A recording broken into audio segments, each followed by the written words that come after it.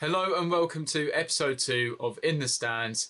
You are joined by Tom Batt and myself, Adam Deadman, which means we are missing the third man, main man, Charlie York, who isn't with us due to technical difficulties. So you've just got me and Tom. So, you can argue whether it's an upgrade or a downgrade. Personally, I think it's an upgrade because 100%. He's affecting the height ratio on this one. That's what he's doing. Yeah. But welcome to episode 2, up and running again. But before we start and we get into the topics from the past week, I'd like to say a massive thank you to all the support that we're getting and all the comments we're getting, because that's what we wanted. We wanted debates in the comments, and you guys are giving that. It's even rattled me and Tom in the comments. Something to do with injury lists. We had to fight back out on our personal accounts, but we won't get into too much. But I just want to say, just keep it up, keep the support going. Make sure to view the TikToks. That's where a lot of it is happening. But we don't care it's happening as long as it is. So keep it up and make sure to subscribe to our YouTube and follow our social media platforms. But let's get straight into it with our first topic. And I want to talk about the Premier League weekend. Mainly, well, I say mainly, say firstly, talking about the top 4 results from this week. We're talking City, Villa, Liverpool, and Arsenal. I want to start with City. City drew against Palace, dropping points again.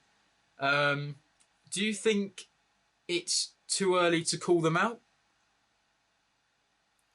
And we're talking about the title. We're talking about the title. I think, or you can argue top 4. Are they out of top 4 even though they're still in it? You know, you're a Tottenham fan yourself. Well, I'm going to argue. You know what? I'm not even going to say top 4. They're not out of top 4. I'm going to argue the title. God, I think that's more logical. Just want to say everyone repping the. Christmas. Oh yeah, I forgot to say it's. I forgot to say that actually. You probably said, but it's our last episode before Christmas, and Tom, go on, give us a little stand up. Look at this. Go on, give us a little twirl as well. I want to see on a whole. Yeah. Oh, nothing on the back. Oh, so it stops it. But it's lovely. Yeah, and obviously I get Tree Rex. And I see you're repping Christmas as well. Here's the thing: is I have an Ajax kit, and I thought the colour theme of Christmas is red and white. So I just thought, well, why not stick this on? Because it's the closest thing. At least it's not Arsenal. At least definitely not an Arsenal shirt or a Liverpool shirt shirt. But yeah, last episode before Christmas, lovely jumper. But thank you. Lovely jumpers. Lovely. I love the effort. It's a great effort. Great effort. But let's get back on track to City. Do you think it's too early to call them out on the title? Never. I mean, we saw last season 9 points gap with Arsenal, and Arsenal were like unbelievable last season, top tier. And it's the same old City. They just, for some reason, and it's happened for the last, I think, 3 seasons now, maybe, if I can remember. Their run to January is not great. And then after that, they just go on this unbeaten streak of like 25 games, 30 games, if that. They just don't lose in all competitions as well. It's just all the time. And De Bruyne's back in training as well. Don't know if you saw that all over social media. He's back. I did. And he's looking like he could be in the next match or something in January, something like that. The next game coming up. So seen his haircut as well. It's the hairstyle. He slicked it back. Yeah, I know. He's in his prime now. A lot of these players are coming back from injury at the moment, and they're performing. Yeah. So I'll be careful. De Bruyne is going to be scary. But I think it's they do this every year. It was probably bouncing off of last year, really, where you speak truth there. You do speak the truth with Tom Batt. With the they did drop a lot of points around this time last year, and Arsenal had an insane gap, really. I mean, I think a bigger gap than of course. And City still came back, still did their thing, and they ended up winning the league. But it's an interesting one when we talk about injuries. But I want to talk about the players and in particular the signings they made in January. Because for me, I think they've, despite all the charges and all the behind the scenes what's going on, I don't know if they can spend money at the moment or what they can do.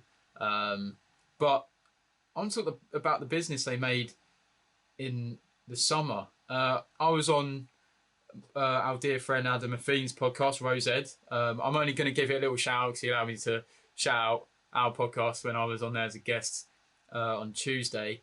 But I think we were speaking about the City game and their signings. I feel like the business they did in the summer just didn't make sense to me.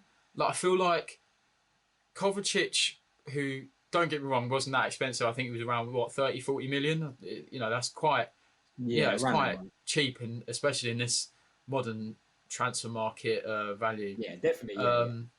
But I just never saw him as a City player. I don't think he's someone who's more, he wants the ball at his feet and drives with the ball. I think there is more, can we get passes together, combinations? Feel like, and he's not someone who's gonna, might learn it, but he's quite, he's 28, 29, so he's not someone you can give time, because you'd hope that he's already got these traits already. Nunez was another one I just didn't understand. I know he's young, so he might learn, but I haven't even seen much of him as well. I think he's injured. He's injured. He's a similar player though. For Wolves, he would pick up the ball, drive. So I don't understand why they bought Nunez and Kovacic. I didn't understand. And Vardiol was a strange one for me. 80 million to play him at left back. To play him at left. One of the best centre backs all last year in the World Cup. He was great. For Champions League, he was great. Got cooked by Messi. And then they just I know Guardiola does this, but sometimes you just got to think, how can you buy an 80 million left back? Yeah, well, he's just like top tier centre back, but put him at left back. Yeah, it's crazy. But there's rumours about Paqueta. I think Paqueta was linked with City at the time. I think he's still linked. My best mate's dad is a big West Ham fan, and he's nervous about Paqueta leaving. Okay. But I think he is one of them players who he's got them combinations and that creativity in his locker, so I think that would be a good move. But I think that's the question you've got to do. And don't get it wrong, it is tough. When you look at the signings they've made, I wouldn't say they're an upgrade, because the people they lost, like Gundogan, Mahrez. Oh God, I mean, Gundogan was, I think personally one of the most underrated midfielders in that City side. I'm not saying he was, completely underrated. Everyone liked him, but he was always put below De Bruyne and Rodri, of course, because they're the best in the world in their position. But Gundogan used to control the tempo of a City match. And do you know what? I always found it quite funny. You know how people say Messi just walks around the pitch? Gundogan, to me, is like a shadow. Yeah. You barely see him, but out of nowhere, he scores a goal. Or he does something. And he's always the one controlling the tempo of the game. But he's like a shadow on the pitch. I think no one ever marks him. He's one of them players who can read the game really well. I think really well. Unbelievable. Really. I think he's been one of Barcelona. Well, I think maybe that you look at as to why City did win the league last year, and he's probably one of the reasons. Which probably goes under the carpet a bit, because I remember there was a few videos of him on like Instagram of him like doing the the just getting everyone huddle before the game, and he's he wasn't really like that vocal, but if that's what works and gets him the title, then fair play. But City are an interesting one, dropping points for a few weeks right now. Do you think they're go on. Adam, just quickly, I've got an interesting question. Do you think they're a lack of motivation at the moment? Because I know there's the player thing, but they've just come off the back of a treble. And do you think they're just a lack of motivation? They're like, potentially. What more can we win? I think maybe from a lot of them, even Guardiola himself, I think what more, other than the quadruple, which is probably the hardest thing to do as a team, to go and win every trophy. But you might want to go to another team, try a different project, Well, I think that's why I think a few players, like Gundogan, left. But I think it's a good question, because it does look almost like they are complacent. They're just sort of not fighting enough. And we can talk about their fans for like 2 minutes, because they're that bad. I'll tell you what, they make a massive impact on that team. I remember watching the Tottenham game against Man City. They were dominating us in that first half. But can you tell me why they're dominating us and I can only hear Spurs fans? Whole game, can only hear Spurs fans. I didn't even hear. The only time I heard City fans was on that decision where Grealish was played like through on goal from Haaland and then ref pulled back. That's the only time I heard the fans in that game. Only time. That's the Well, first time I heard them, and it was in the last minute of the Guardiola game. had to come out Like, in an interview and say, well, he wants the fans to do more. So I mean, that speaks volumes yeah, enough, and says we'd enough. hope the fans speak them volumes as well for City. But yeah, as I was saying, City dropping points, but I reckon they'll bounce back. Let's talk. Yeah, good point Let's about. talk about Villa, because every time, I'm not saying that I watch Villa week in week out because I work Saturdays, so when they are on Sundays, I do give them a watch. But when I see the results, I mean, we're just waiting for them to just sort of fall off. But actually, they just keep going and going. Unai Emery is really working something over there. He's cooking. He's cooking something naughty over there. But they've got a really good team. And 2-1 against Brentford, a very big, game full of so much going on. We had Martinez and Mopé. We had the red cards, which we'll talk about in a second. But what are your thoughts about Villa? Do you reckon they'll keep pushing for the title or even top four? Title might be too early, but what's your take on it? I reckon. Do you know what? To me, I know it sounds stupid, but I feel like they're in a very similar position as Newcastle's last season. Not in the way that Newcastle bought by owners and all that, but they seem very similar to Well, they've got Newcastle money. from last season. This team, they're not going to win the title, but they're gonna. Like, I don't think they will. I think there's just teams that like Liverpool, like City, that have been in that position before. They know what they're doing. They know how to get it over the line. But I can see them getting top four, or at least getting in, like fighting for that top four to the very end. I think there's a few teams that are going to fight for the top four this season. I think there's three already guaranteed. I would say personally, I think Liverpool, Arsenal, and City have confirmed that, and I think the last three fight the fourth spot is for Spurs, Newcastle, and Villa to fight for. Yeah, and I think Villa at the moment are going to look like the winners at that, but well. Never know, but they are. Do you know what? I've got to give them credit because they have been unbelievable this season. I like what they're doing. The only thing I would say where they've been lucky is they haven't had the injuries every other squad has had. Yeah.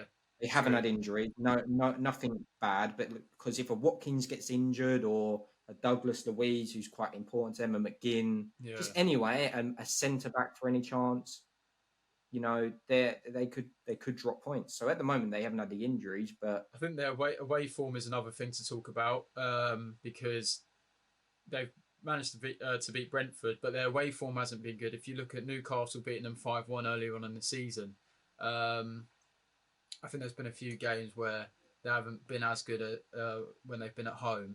But if they can sort that out, then I don't see why not they can't get top four. I don't see why they can't. But how long can it take to sort it out? Because this has been all season so far. You're halfway through the season, and their away form is terrible. I mean, I know they beat Spurs, but technically they beat a Spurs team which had a back four of fullbacks.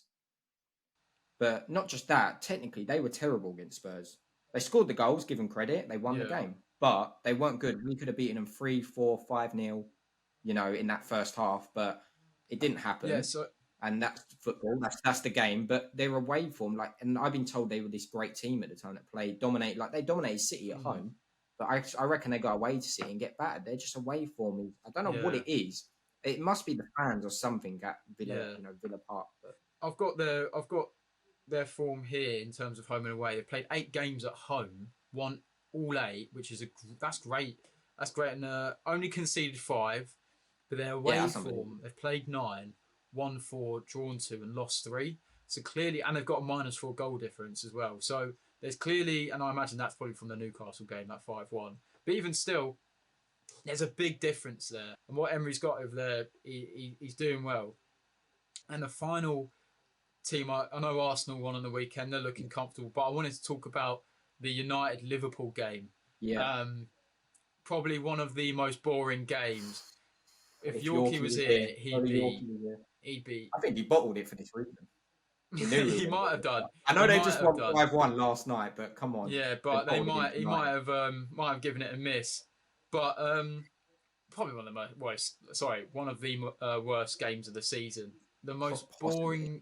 It's the most boring game I've seen this season, and that's coming from a Chelsea fan who drew 0-0 to I mean, when Bournemouth. you think it was 7-0 last season, or was it? Yeah, 7-0, wasn't it? Yeah, and I think they had over 30 shots as well.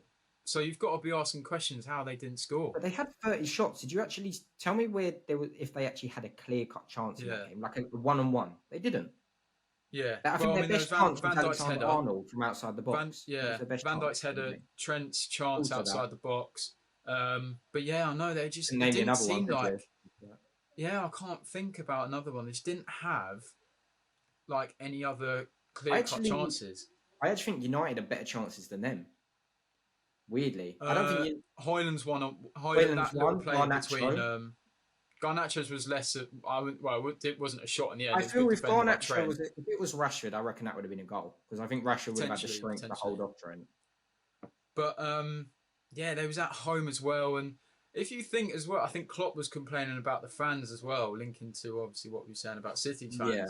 Klopp was speaking about the fans, and he spoke about them yesterday when they won 5-1, and he's unhappy. He needs them, the people behind the team, because they've got a big game this weekend, a big game against Arsenal, and if they, Arsenal on good form, so they do need a push, and it's them type of results which builds up that confidence. 0-0 against United, somewhat a struggling United, isn't going to give them a big confidence boost, but 5-1 against West Ham, I think will. But it'll be interesting to see what happens in that Arsenal game. What do you reckon? Sorry, I was just going to say quickly, I know we're slandering Liverpool a little bit, but I think we do have to give praise. And you know what? They've been slandered all season. They've been, killed everything United, but they were good against Liverpool. I give them credit. Ten Hag stuck to a tactic. It wasn't the prettiest tactic, but he's got his injuries. He done what he needed to do, and he came away with a point from Anfield. So I've got to give it Varane and Johnny Evans. And Johnny Evans, I've got to give massive credit to him because he come in that United team at the start of the, when he was brought in, not to play, just to thing. And he's probably actually been one of their most crucial signings this season. I don't know. I just can't. I can't support a team playing low block. And we'll talk about Carabao later, the Carabao Cup. But when we played Newcastle the other night, I mean, it was literally we're doing so much, but you can't break through. But you've got to hope for a mistake. But you can give props to maybe the United defence, but you'd hope that someone, players like Varane and Evans with their experience to play a lot, they're playing a low block to them is going to be, a lot easier. But, well, I mean, we say that. York's been the Nunez enthusiast and claiming that he's got the best attacking depth in the league. You'd have thought that they had done a lot more and pushed for a goal. Well, not push for a goal, but just score a goal. United, you could give them their props. You can maybe say, well, but what I don't respect, what I don't respect from United is their fans. I saw it on a watch along, right? A little clip. They were celebrating the draw. They were celebrating. No, you don't celebrate it. You go, I take it. You don't celebrate. No. But I'm talking like they went up, and I swear one of them was about to do a knee slide. So what? Okay, I don't respect that. That's the mentality. But that's be honest. When you beat us 4-1, against 9 men. Please tell me you wasn't jumping around knee sliding for that game. No, I was actually the opposite. I was not happy with that performance. I was not happy. I mean, can you believe it took you to 90 minutes? I mean, we'll come off this anyway because it's such a long go. But I was just wondering how your reaction was to that. Yeah. No, look, if United had, let's say, broken away where Hoyland is 1-on-1 and he scored, then fair play. You've got the goal that you was looking for, counter and break. I'm gonna have my player slanders. I'm having once a week now. Mudryk was my last week. Go on. Darwin Núñez is my next slander. Okay, he's my slander. If Yorks was here right now. He's my slander. I'm not in on him enthusiast. Right. Yeah, Núñez enthusiast. Let me tell you what right now. How much did he cost?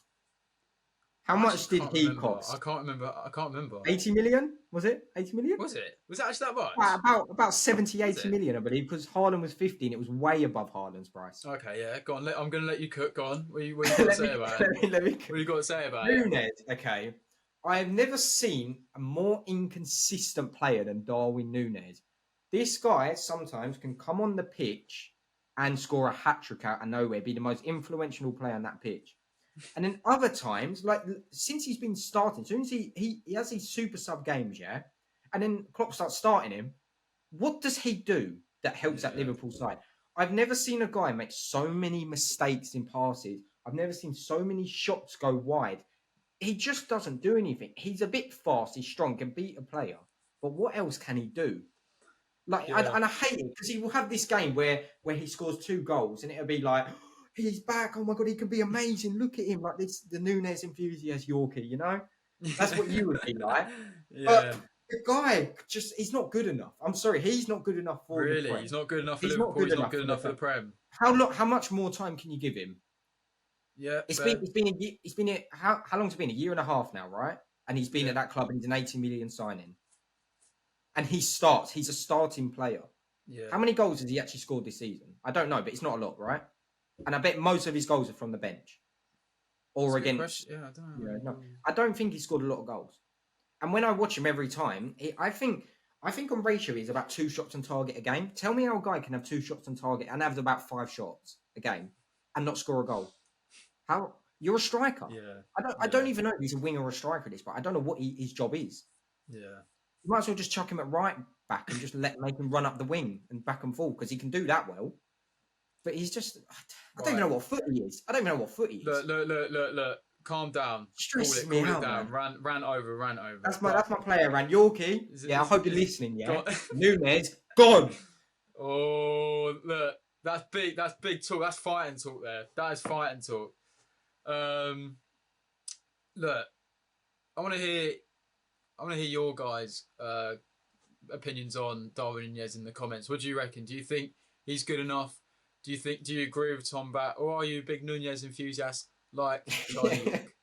We'll leave that to the comments. But the main talking point for me was the 5 red cards on the weekend, and that brings total of red cards in the Premier League this season to 33, 32, 33? 32, I think.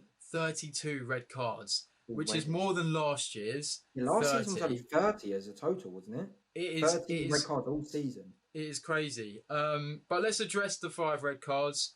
We had one of your best players this season, one of your better players, Bissouma against Brentford, which for me was a red. I thought it's a red. Yeah, it's a tough one. It's a red. It's tough because he's not gone. It's a weird one because he's not gone in to hurt the player. Yeah. He's not gone in like that. He's not actually gone in that reckless. But what it is his foot's his studs are up. So he's not gone in reckless, but his studs are up. He's going for the ball. You can see exactly where he's gone over the ball as well, hasn't he? He's gone over. No. If you watch it, the player, and it's like I think players are doing this nowadays, and I'm not denying that it's not a red card, but players are kicking the ball away so they can take the challenge. Yeah, I've seen it quite a lot. I've seen it quite a lot lately. I think players they're just sort move the ball away and take the hit. Yeah, I think they're preempting that they're gonna get a foul, and they just sort of like clip it or flick it over. If you watch the Bissouma one, that's exactly what happened. Bissouma was coming in; it was going to be like a 50-50. They both go for it, but no, the player kind of just toe pokes it, kicks it away, bottles it, and then he bottles it, and then Bissouma, who's gone in 50-50, has sadly come out hurting the guy. Yeah, with a red card. And it's a red card, but that I see players are doing that, and it's annoying me a little bit. Yeah. But that's the game. I think but Ben Mee. But it was a red. It's a red. Yeah, Ben Mee against Villa. I think that was the red. That was the one. I think that's the one where he went over the ball. He went over the ball, and he's got the leg. But he's gone in flying. He's gone in flying with his legs out. Yeah. It's a studs up. It's a reckless challenge. Yeah. Kamara also in that game, red card. I actually thought that how Mope and Martinez didn't get a card for their stupid little childish stuff. Yellow. Just for completely just. But it was twice. Look, they did it once and they got a warning. Then they did it twice. Yeah, and they still got And away it's with it. like, well, how much more can they do? Martinez is Yeah, grabbing up the player, trying to pick it, trying to pick him up. You can't do that. How's that not a yellow I think card? I think Mope Kamara's was a dodges red. Martinez. It's just Yeah, stupid. I think Kamara's Yeah, was a red. Kamara's was a I red. think he He had had two two hands hands around on the the neck. on the neck. Yeah, and you just can't. Everyone knows as soon as hands touch the neck, Yeah, it's a you're red. gone. It doesn't matter how minor it is. You can't put your hands up on the player. Yeah. We also in that game as well. I thought Watkins could have had a card when he started celebrating in Did front and of the Brentford I fans. thought any interaction to upset or thingy the fans I was think a it's yellow card. unsportsmanlike conduct, isn't it? That's what it Yeah, comes under. I know you If can you're shush like, your fans, you can do all this, like as a yeah, celebration, but I think like normally what the ref still Richarlison comes does, stuff over like that. until But like, actually, yeah, Watkins standing there in the goal looking at him, he's taunting him. He knows what yeah, he's doing. yeah, yeah. Well, then That should Consta be started giving it lemon. Consta started yeah, getting involved, pushing players. I think it was Godos. yeah. But I thought Consta made quite a thing of that because he started grabbing the shirt and Did he get But booked? Did he get booked? I don't think he did. I think no, he did with. I think both Okay, Godos and it's a Consta got it was a. Do booked. you know? I don't know who the referee was, but it was a very inconsistent game, and this is happening over and Yeah, over and over and over and over again this season. yeah, It's inconsistent refereeing all the yeah, time. I mean, I don't understand. Like sometimes I'm watching one game, day after the exactly same thing happens. yeah. It's a Handball, big not thing. handball.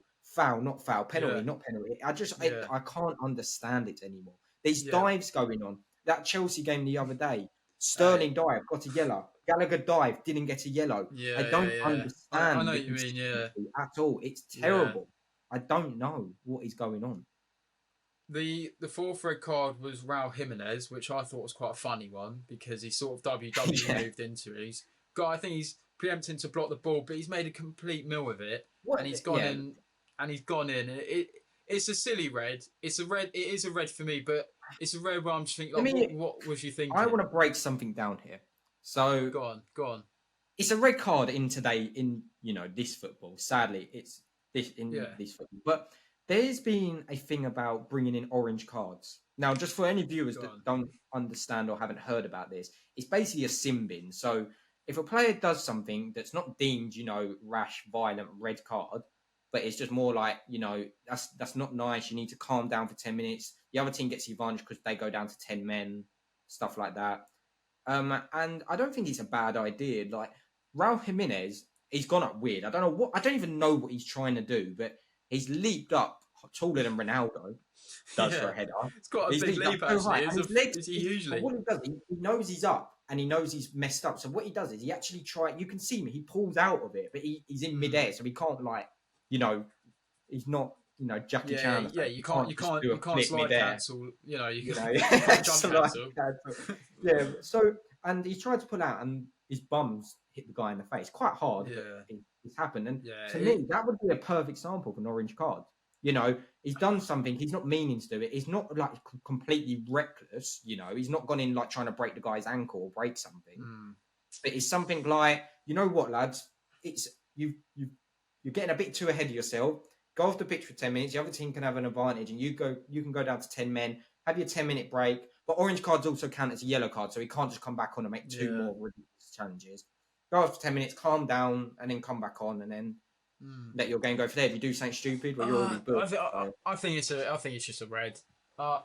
Look, here's my thing about orange cards. Yeah, it's a load of just crap. It's for me, for me, like we don't need to change the card system. That's the least thing that needs being changed around refereeing. It's their decisions and starting to gain, as you said, a bit more consistency. Maybe the rules need to be clearer. Like the thing is, right, is sin bins, they're grassroots football. Like I've played grassroots football for 3 years.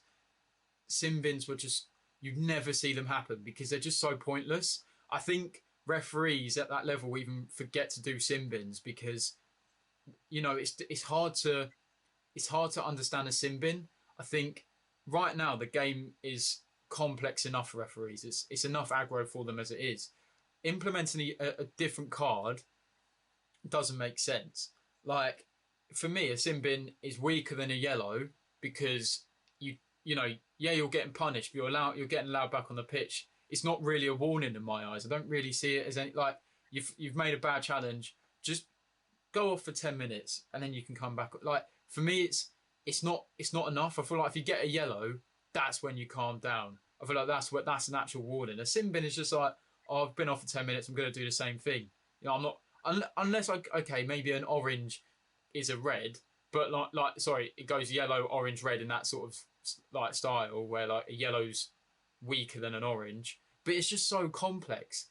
I don't think it would sort anything out. Like I don't know. I don't understand what what it makes the players do differently from what they're doing now. Like it doesn't mean it. I can get maybe it'd be interesting to see how a team does for 10 minutes, let's say, until their player comes back on. But another thing I don't like about it as well is that it seems too American. That's not me being xenophobic or whatever. But it was like when Nagelsmann started saying that he wanted to have earpieces and headsets as a coach, so you can communicate. It just didn't. It's like little things in the game. It's like little things that we're making in the game that's becoming too sort of. We're trying to make it too much and like so much going on that it's too. It's more that it's becoming entertaining rather than being like football is supposed to be simplified for us to watch as spectators and not have so much going on. And it's just aggro for not only us but refs as well. Like they're making bad decisions week in week out. They'll want something else to then put on their mind. Or just going in the earpiece to the VAR room. Okay, what do you reckon? Is this a yellow or is this an orange? Oh, what do you reckon? Oh, I don't know. Send him off of the pit. Like it's too much. And then you've got like there's a lot. Look, for me, it's complicated. Won't work. Get it gone. Orange card. Stop. Don't do it. Stop it. I think it should happen though. Really? I don't think bring it in commonly. I don't think always orange card. But I think it does control the game a bit more, a little bit, because I don't know. There's just certain challenges that doesn't make sense to me. So you're going to say a Spurs fan, bias Spurs fan, but watch the clip. And I think any person that's actually watched this clip will understand what I'm talking about here. Matty Cash against Tottenham. Bentancur, one of our best players on the pitch at this time. He's probably actually the best player on the pitch at this point. There you go. He picks up the ball. Aston Villa frustrated. Matty Cash frustrated. You know how he sometimes does stupid challenges. Okay. But this challenge he does, we're not on a counter-attack. Okay, there's no counter-attack. We're not on an attack of any sort. Bentancur's just got space on the ball in like the left-hand side of the pitch. And Matty Cash out of nowhere just goes, you know what? I just want to hurt you. And it seemed like that. He just literally came through the side of him, not from behind him, through the side, didn't nowhere near the ball. There's no intention of getting the ball, just wanted to take him out. Got booked. Bentancur, who's just literally recovered from injury, now injured again for another month and a half because of that tackle. He tried to carry on, he couldn't because it was and it's saying to me like that, like if you're not gonna, he got booked, but it's like if you're not going to give a red card for that because even though it's not seemed as reckless and violent, he's gone in to hurt the player or foul the player. That's what he's gone in to do. Maybe not hurt him, but foul him. And something like that, like an orange card to me, that deserved for Matty Cash to go off the pitch for 10 minutes to calm himself down and for us to have an advantage. It wouldn't do anything though. If you got an advantage, that'd be 11 against 10. Yeah, but for 10 minutes, like you might, that's massive. For 10 minutes, but then like it's just enough. But then what's the point though? Just send them off. Like it's a yellow or a red. Yeah, but they didn't. This is what I mean. They didn't want to send him off because it's not deemed a red card challenge, but it's a horrible challenge. Yes, I mean, there's literally memes going around that Romero this many days until Romero kills Matty Cash. Like it was that horrible of a challenge. Like it's not. Yeah, but I just think. Yeah, I understand that, but at the same time, like it's just a yellow. Like it's like I feel like again, like I don't think it would do anything though. If he goes off the pitch for 10 minutes, it will just come back on. It's just another stupid rule. Sorry, Tom, but it's a stupid rule. Yeah. Okay. Well, the last red card we've got to talk about, quickly, is the Dalot one, which was just. I think that brings us on to the final topic about referees and the cards dissent, which has been a big thing. They tried changing on it at the start of the season. They said that referees were going to be more stricter about players' actions and abuse towards the referees. But this one I thought was just soft. I thought it was a bit stupid. It seemed like Michael Oliver wanted his 10 seconds of fame as he does every game, where he thought, you know what, yellow, yellow, red, off you go. But in reality, Dalot, what happened was, we'll talk through it, is Liverpool, it got given as a Liverpool throw. He was frustrated. I think he had the ball in his hands, punched the ball on the floor, thrown his arm up. First yellow's come out, bash. Then Dallow's gone again, seeing the yellow, he's thrown his arm up again. Then there's a double yellow. But it happens so quickly. I don't know what I don't even think you see the second one on TV. You don't actually see this. Yeah, I don't think you do see a second yellow and a red. That's it. You don't actually see him react to this yellow. You have to look at like highlights. For me, I thought it was just I thought it was stupid from Oliver. The way I think dissent normally gets addressed is if one thing happens, you tell them to come over and you calm them down. Yeah, if they're still giving it, then give the yellow. You know what I mean? Like, I just feel like he didn't kick the ball away or didn't throw it anywhere that a Liverpool player can't get it. He just punched it into the ground. It's bounced up. Maybe the arm. Fair enough. He's given the arm, but look, it was so late on. It was as well. Like what? It wasn't necessary. It wasn't what it was. It was one yellow. I agree with you. It wasn't. There should never be a double yellow. I mean, you don't see too much, but the first incident's yellow because. I mean, they've made this rule rest stricter. It's ridiculously strict. It's like a headmaster strict, you know, like literally you have to stay quiet. Yeah. You know, it's so stupid. I mean, that first yellow, yes, I understand. It wasn't even his throwing. It was a Michael Oliver mistake, personally, because it was actually his throwing. It wasn't even in the last minute as well, when it's been chucked all the way at their end of the pitch. And then so he's smashed the ball to the ground for it. He's shown aggression a little bit. That's what it is. And when you show any sign of aggression, it's a yellow card. That's what it is. And I understood he was booked, but he's frustrated. All it was he saw the yellow come out because he was frustrated already, and then he saw the yellow come out, which I still think he knew he was going to get a yellow. I mean, based on his reaction, but he still saw the yellow, threw his arms up like that. I don't know if he said it. Obviously, we don't know if there's anything. There hasn't been said that Dalot said something inappropriate to the ref. That hasn't come out. So it's obviously just the arm gesture. And Michael would have thought, no, mate, this is my show. There's a second. Off you go. Enjoy it. I've got a title for Sky Sports tonight. you know, a 0-0 draw and a late controversial decision red card. There's my title. Let's go. I've done it again. Michael Oliver, ladies and gentlemen. Yeah, Michael Oliver. But it's a funny one. I used to respect Michael Oliver. I actually did. I used to like. I thought he was the best Prem manager, referee. My bad. Yeah. It's a tough one, isn't it? It's a new introduction of dissent, and obviously orange card, as we spoke about. But we're going to move on to the next topic, and that's the first Premier League manager being sacked this season, and it is Steve Cooper, the Newcastle. Well, I'd say it's not Newcastle. The ex Nottingham Forest manager. He's been replaced by Nuno Espirito Santos, one of Tottenham's former managers as well. Yeah. What do you reckon about? Do you think it's a fair? Unbelievable, man. He got manager of the month for us. He's a top tier manager. Do you reckon? No. He's good for Nottingham Forest because he's a good fit. Nottingham Forest play this 5 at the back system, which I still think they're better than that. I think Nottingham Forest have good enough players to not play 5 at the back. But if that's how they want to play, that's how they want to play.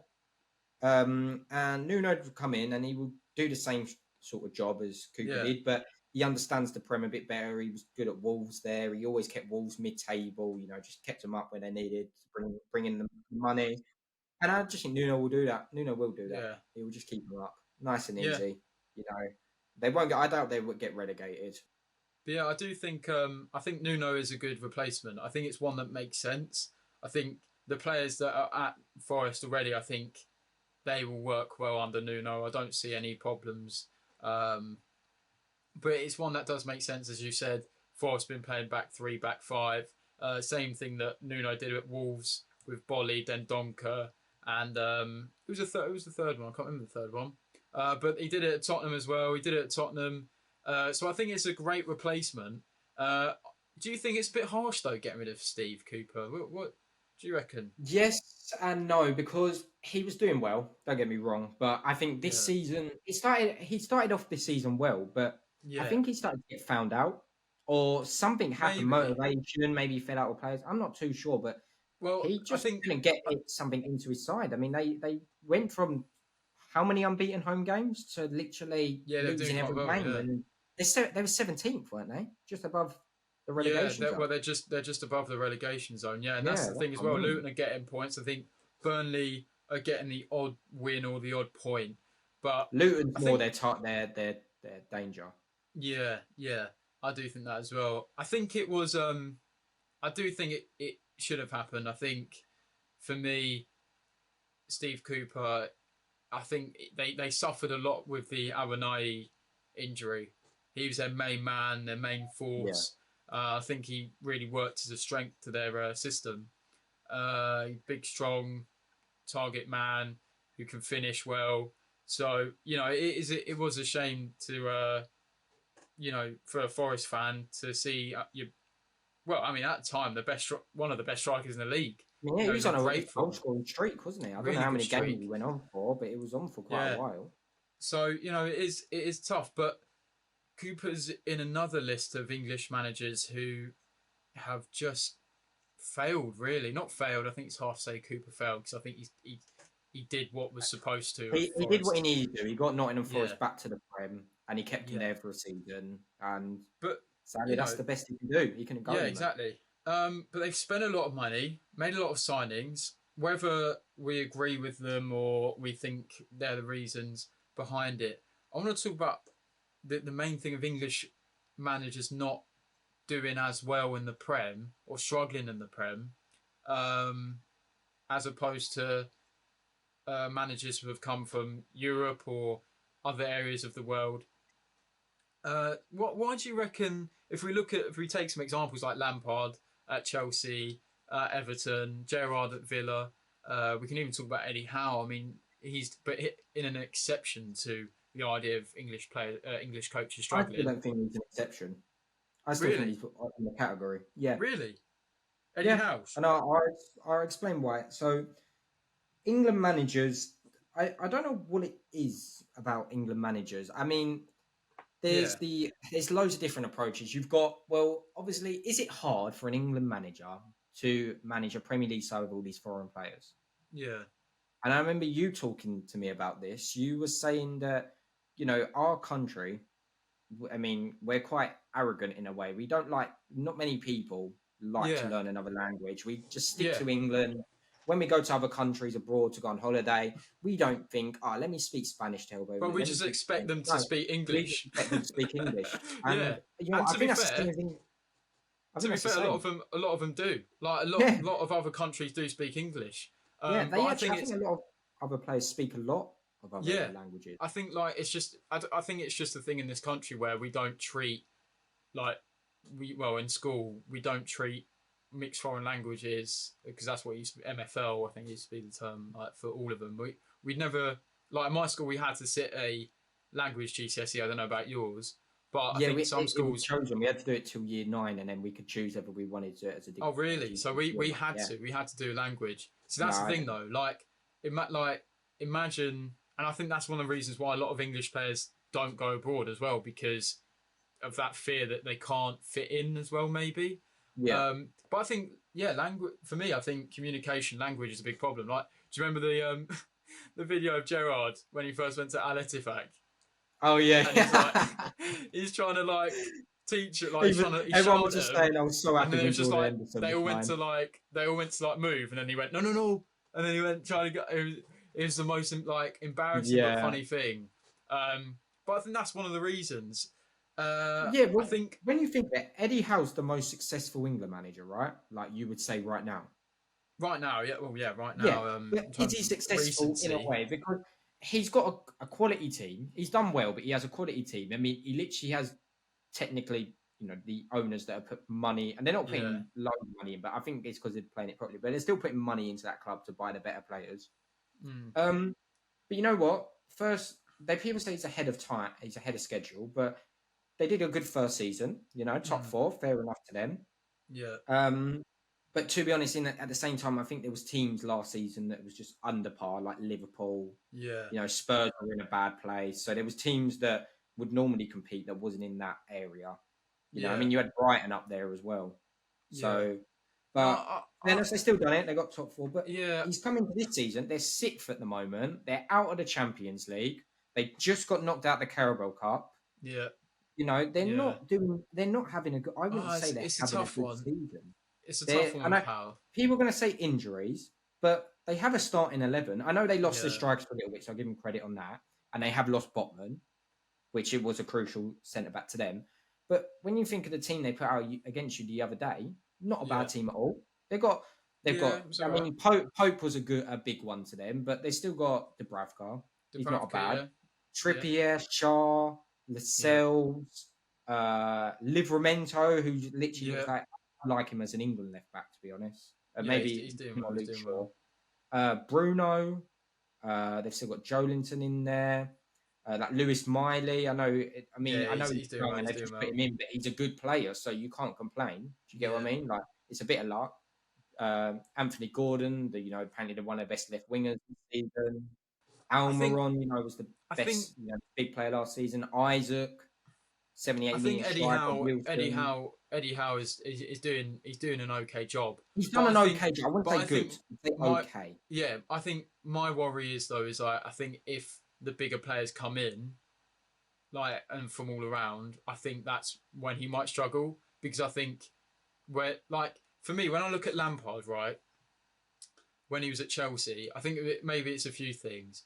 Like when he had the English academy players at Chelsea, he got us top four. So he did what was expected. We wanted top four.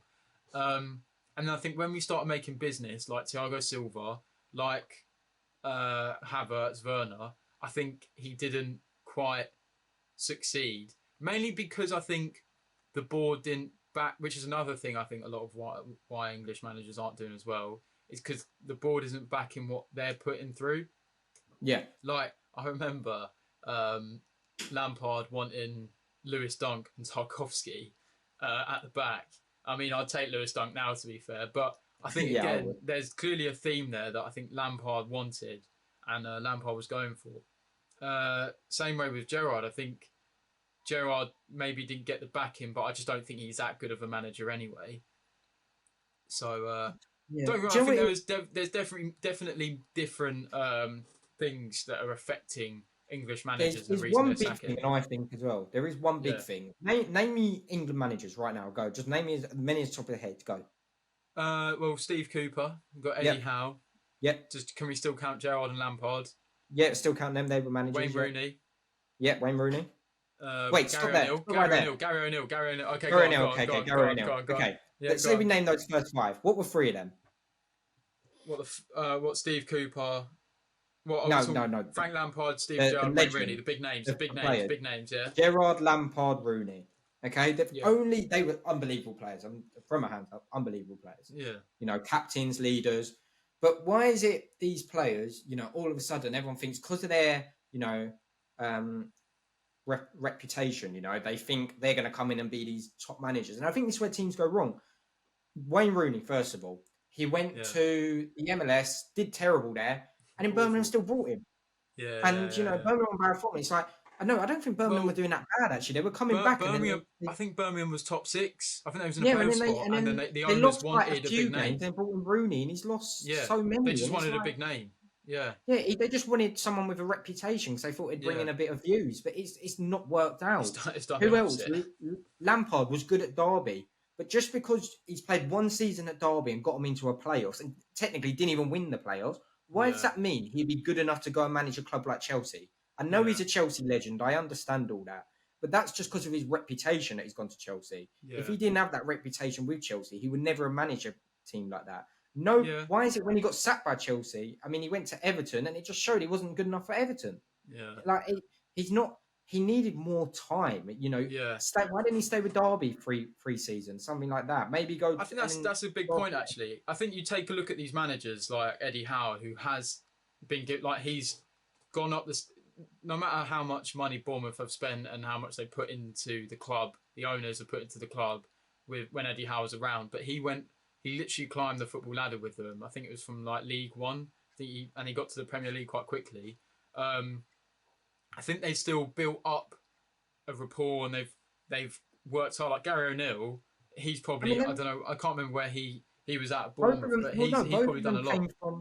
Both of them came from Championship. All of them, most of them came from Championships into the Prem and kept in the Prem.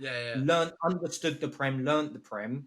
Yeah, like that's what happened. Look at Gerrard. I mean, I know people are going to say right now in the comments, and because they're going to go, Gerrard won with Rangers and then went to, Aston Villa. And then people are going to say, oh, but Ange won with Celtic and went to Spurs and he's doing good with Spurs. But there's a difference. Ange has been managing for about 40 years. He's managed in different countries, different cultures.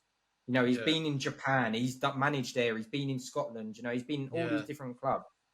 Gerrard went to Scotland, managed one club, and then they thought, you know what? Let's bring him to Aston Villa. You might be a player that understands the Premier League. You're not a manager that understands it. And that's the truth. No, that's a good point. We'll move on to the next topic, and that being the Carabao Cup results. We'll only talk about it briefly. I'm going to leave this one, yeah? Yeah, I might just. I'm just going to talk about. I imagine Yorks is here with us. But Chelsea have gone through, getting big performance from us against Newcastle, and Liverpool went through against West Ham last night. So big wins for Chelsea and Liverpool. So that leads us on to the semi-finals now.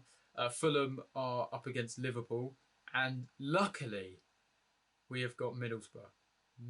Or you've lost. Well, no, we haven't lost. We're winning that game. And actually, Joe, I'm going to go all the way, and I'll back us for winning this thing. I'll back us for winning the Carabao Cup. We need it. Joe, it gets us confidence. It gets us confidence. I'll back us. I back us. You're looking a bit shook there. I'm trying to actually think like if you. Let's be real. You should be beating Middlesbrough. You should be beating Middlesbrough going to the final. You should be in a final. If you lose to Middlesbrough, you're going to be the banter club, and you probably won't want to come on a podcast because I will shred you. I've been given a lot on this podcast. I will shred you. Yeah. So you better hope you win that. Finals, Liverpool. To be honest, if you played Liverpool, and it sounds stupid, and people are going to think I'm crazy here, but if you went into a final against Fulham rather than Liverpool, I can actually see Fulham beating you more than Liverpool can. No chance. There's no chance. You played this football. Chance. No, but you've literally told me, and you said it's me and Chelsea fans say it. This season, you're very good at. You're not good at breaking down a team that plays part of the bus. But you're great at playing a team that plays attacking football. And I feel like Liverpool, you could get a few counter-attacks in there. You've got Nkunku back now as well. It'll be a tough one. And I think Fulham might play part of the bus and it might scare you a little bit. You might get a bit... And the only thing, though, you're going into a final and you'd think it's Chelsea, Chelsea win the finals, but it's not the same Chelsea. It's not the Chelsea that have won trophies from other clubs. It's young teams that haven't won anything, young players that haven't won the big trophies, and that might be where it's not the same Chelsea as we used to know. Yeah, potentially, but I do back us. I do think, even again, I know it was against a weaker Liverpool side, and that was very, unsure about business. I think Endo just signed, and then they're playing a two-man midfield of McAllister and Szoboszlai, but I do back us. I do back us winning. I would say there's a probability. You right now, with your current form and everything, I'm just taking all the thing. I reckon you have about a 40% chance of winning. And you have to put Liverpool as the sixth. Early shout. And this is to Yorkie. Yeah. Watch. Yeah, and to all you Liverpool fans out there, watch. Okay, Chelsea are going to win this. We're going to win this Carabao Cup, and you're going to get to the final. You'll beat Fulham in a fluky, scrappy way. I'm telling you right now. Clip it. You can clip it what you want. Yeah, we are winning this thing. Okay, we're winning it. Come on, Chelsea. Come on. All right. You Final done? topic. You done? Final topic. Final topic. Final You topic. done? You're good? Yeah? Do you want to just Yeah, shrug with I'm your good. Yeah, shoulders there? You sorry. seem a bit heated. Sorry. You seem a bit heated. Sorry. It's because it's York's ain't here, so I feel like I can take on the world right now against every Liverpool fan known to That's man. how I felt as well with the Darwin Nunes slate. I knew he was like, Yeah. he's not here. But yeah. Let's go on to the final topic, and this is breaking news today. This came out this morning, and the Super League could be back on the cards. I don't know. You know, there's big talk about it. But let me explain as to what has happened from this morning and what was deemed from it. So the European Court of Justice ruled that UEFA and FIFA violated laws of competition. I believe they were EU laws, but yeah, they violated laws of competition against those who were trying to set up the Super League. So what that basically means is there is a green light for those who want the Super League to happen, or those who are looking to form something of a similar competition to the Super League. But it doesn't necessarily mean that the European Court of Justice is for the Super League. It's the laws. You know, you can't just block off a competition that's being set up. But it has sparked a lot of course, controversy. But it's actually sparked a lot of teams coming out and saying, well, actually, we're against it. And I say a lot of teams. I should probably flip it and say the only two teams who are for it are Barcelona and Real Madrid. From what it seems like anyway. Premier That's League obvious, teams, I think the Premier League has come out and said that we ain't for it. I think there's a bunch of different teams from Munich, Dortmund, Feyenoord. A lot of teams have come out and said, look, we don't want it. We're against it. But are you shocked by any of this, Tom? Are you sort of surprised in a way? Well, or before this breaking news, I was seeing a load of things on Super League. Yeah. And it wasn't set up the way it was originally. Back in COVID, when this was first set up, against. Why do I want my team in one competition? There's no promotions, no relegations, there's none of that.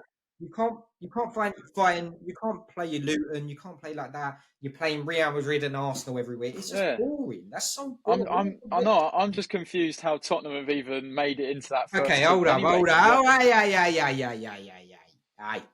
hey, none of that. Yeah, we for a long period. Hey, aren't you 10th? Mate, you've won 2 Champions Leagues, mate. Yeah, okay, and we're the first. That plays a bigger factor. We're it's the about first Europe. in Europe to win a European trophy. Yeah, we have history. Don't you dare. Fair play. You can claim that rubbish UEFA Cup or whatever. Oh yeah, rubbish. Yeah, but you celebrated when you won it. We've had. Sorry, I didn't mean to interrupt you earlier, but you can proceed. Yes, yeah. The 12. It was a 12 team league, wasn't it? Yeah. So and it was just really stupid. It was just such a money objective. That's what it was. Yeah. It was bringing all. And you know what? I don't even know how it was going to make money because who was going to watch it? People weren't going to watch it. Like because people nowadays in the Prem. I'm a Spurs fan. I'll go watch Arsenal Chelsea or something like that. But if I'm a Spurs fan and there's a Super Cup and it's Arsenal Chelsea, why am I going to watch that? What? Like, I don't care about it at all. There's nothing that's going to do to me. It's just stupid. Like, and well, they've implemented a new format of this is 64. why I don't I think mind. it was 64 teams, and there's 3 divisions. So 64, 3. What's that look like? I imagine it'll probably be like 2024. I tried doing the maths there. I imagine it'll be 3 divisions, 2020, 24. I imagine that's what they'll probably be going for. Yeah. 64 teams. The 3 divisions are, I think it was Star, Gold, Blue. I think that was the divisions. Star being the best, Blue being the worst.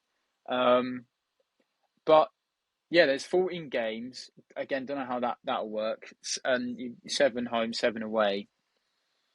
It just seems like a desperate attempt to actually trying to sound a bit more attractive to the idea, mainly because Yeah. I think the Champions League format has changed. I think a lot of people, a lot of fans are against the new format of the Champions League, where it's now going to be, I think it was at 36 teams, and it's just Yeah. a league or something like that, which I think people don't want. But I wouldn't be surprised if the Champions League, if UEFA did that in a way because they knew that this court ruling would happen and that it would, make the Super League just sound dead because we're UEFA, organise the Champions League, we're going to do that format anyway. So you don't need to watch the Super League, you don't need to worry about it because we're going to do it instead. I wouldn't be surprised if that was the case, Yeah. because that's what it seemed like anyway. Um, but yeah, I think it's good to see that a lot of clubs are coming out and saying they're against it. To be honest, because if we think about lockdown and when it was happening with the 12 teams, to begin with, there was no action against.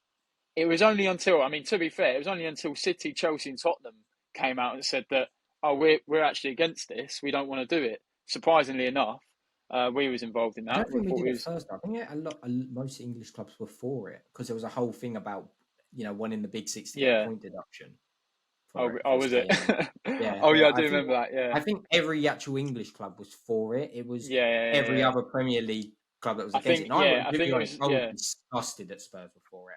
I hated it. I felt really, bad. I felt disgusting to be a fan at that time. yeah, Luckily, we all pulled out and we had a bit of like forgiveness. But yeah, well, that was a scary yeah. moment. But yeah, no, it is looking likely that it probably won't happen anyway because everyone's come out and said that they're against it. Yeah, But an interesting one for me about all of this as we round up this topic, because it is very early days. I imagine more will come out about it. But Barcelona and Real Madrid just are relentless with it. They're not giving up. And what it seems like to me is they've seen the money in the Premier League and they've seen how much English clubs are making and the success we're having from broadcasting deals. And I think they're thinking, well, we need to up our revenue. We need to do something like what they're doing. We need to think of a way that's going to get us more money. And that's why they've made the Super League. yeah. I mean, Barcelona in such a bad way. I mean, Real Madrid's a bit of a weird one to me, but they've always been a money club. But I thought they loved, but Barcelona's in massive debt, so I can imagine why they want to be in it. To be honest, I think the Spanish league is kind of going weird lately. I mean, Girona has probably actually made the league at the season, them being top, but the Spanish, like, no one's even Girona's top of the La Liga, and no one even cares. It's Yeah, like that league's gone really downhill. Same as the yeah, league and stuff like that. It's all gone. Most leagues are. It's all about the English league now. yeah, So, and this is the reason I just want to bring in the English league as well. I've just read some news going on to this. It's on Sky Sports, and yeah, I found some news, and I just want to read it out to you, Adam. And I want to see your thoughts. yeah. Go on. So it's could the Premier League clubs join again? That's what with a question mark, and it's a European Super League. It's a total non-runner without the involvement of English clubs, and it would be impossible for them to join things as they stand. And it says the page one of the Premier League handbook. Um, we are collectively committed to the Premier League and recognise our responsibility to support it. We will not engage in the creation of the new competitive formats outside the Premier League rules. The UK government wants to set up an independent football regulator which will ban clubs from joining breakaway leagues. So Hmm. that's a good thing I've just read out. Yeah, That basically means that England and Premier League in the whole don't want to be part of this, and they're yeah, going to even try and make their own format and law just so they can't break away into this league. I don't know what it yeah, means about Champions League and stuff like that, but it means domestically FA Cup, Carabao Cup, Premier League, that will also remain the same. yeah, yeah. I think it's a good thing that I think the involvement of English teams is the most important part because I think we're the attraction. To be honest, I think English clubs, if we say no, I think Oh, what it's what is done. it without us We bring anyway? in we bring Yeah, in the view. We're yeah, the big view here. 100%. Uh, obviously, other than Real Madrid, but I think it just shows how much the Premier League has grown over the Oh, past few yeah. years. Um, and it is just really down to broadcasting rights and revenue, you know. But it's it's just how it is at the end of the day, isn't it? And it is just down to greed from Real Madrid and Barcelona owners, and the fact they're still persistent on it just shows that they will do anything just to get to get some money. Yeah. But I'm sure more will come out in the future. Because as I said earlier, it's still early days. Oh yeah, it's such early But days. from what it seems like, it is pretty much already dying already and getting killed off. Yeah, I wouldn't, Just guys. I because of the wouldn't amount panic. of Anyone that's like listening to this and is probably panicking, like, no Super yeah, League. I mean, we're not professionals here, but yeah, we do our obviously not. research, we do our best, Yeah, and I yeah, wouldn't panic as just yet. This is just breaking news. I mean, it was in COVID. It was literally confirmed that the Super League was happening, and we brought yeah. it back. Us Well, fans, stopped it. fans This protested. you got to remember, Yeah, there was a worse situation than this before. All yeah, this is basically saying is it was illegal what they did by stopping the league, yeah, but there's so many laws involved and stuff like that that can stop any team from competing in this. And if we make 100%. a law, then it won't even happen. They won't Yeah, make a league with the Italians, the Frenchies, and the Spanish yeah, because no one really watched them anyway, apart yeah, from so yeah. yeah. So I wouldn't panic just yet. Well, that's all we have time for today. We've covered a lot, as per usual. We've covered a lot. Yeah, Um, but yeah, as I said earlier, I want to say thank you to all you guys who are getting involved in the comments, making debates, spouting conversation, and I just want you guys to keep that up and keep the support going. Make sure to follow all of our social media platforms. There's always links in the description of this video on YouTube. Make sure you subscribe to the channel, and we will be back hopefully with yeah. Yorkie next week. Same time, Hopefully, same unless place. Liverpool lose again. Hopefully, yeah. Unless Liverpool do lose against Arsenal, which would be shocking. But yeah, we'll be back next week. Same time, same place. Have a good one. Yeah, have a good Christmas, guys, and I'll see you in the new year.